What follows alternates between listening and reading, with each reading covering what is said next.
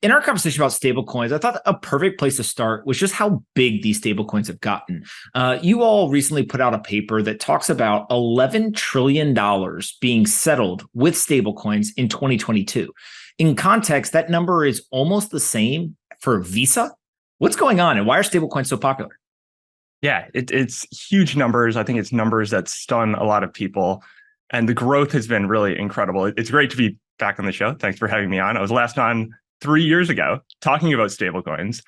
And back then, stablecoins were 6 billion outstanding. They're now over 125 billion outstanding. Volumes at that time were very, very small.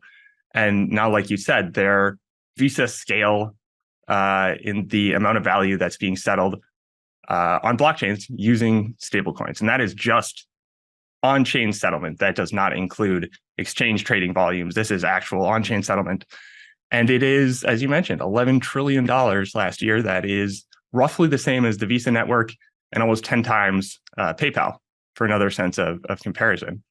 And another great statistic that Nick Carter just put out is that actually 70% of the value that's transferred on blockchains is stablecoins.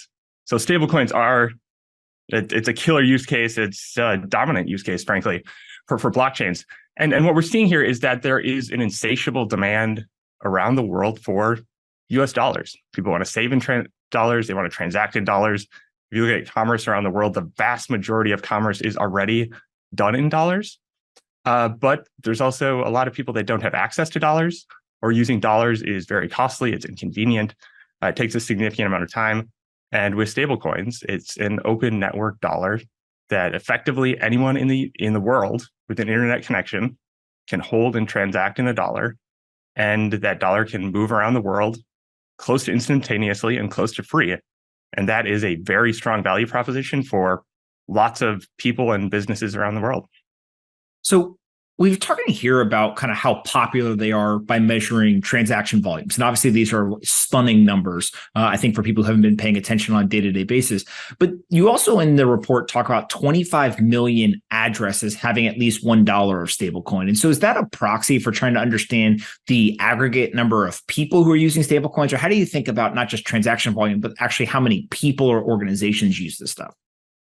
Right. It's tough to get to the exact number of users, because when you look at the on-chain data, it's blockchain addresses that you're looking at. I do think that it's a rough proxy for the number of users. Users obviously can have multiple addresses. The flip side of that is you're also undercounting users that just use stablecoins via exchanges or custodial services. But so the net result is it's certainly imperfect, but I do think it is a rough proxy for number of users. And as you mentioned, there's 25 million addresses that have at least $1 of stablecoins.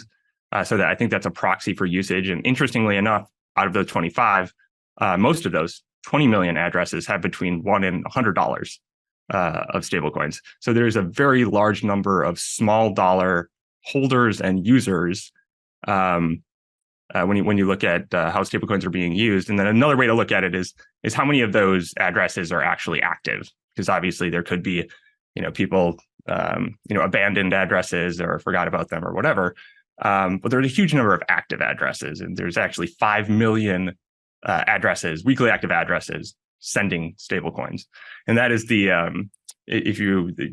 for folks that have read the report that I just put out on stablecoins, that is the chart we started with, is weekly active addresses, because the growth of weekly active addresses using stablecoins has been relentless. It's up and to the right. Bull market, bear market, prices go up, prices go down. It doesn't seem to matter. More and more addresses and effectively more and more people are using stablecoins. The growth is unbelievable.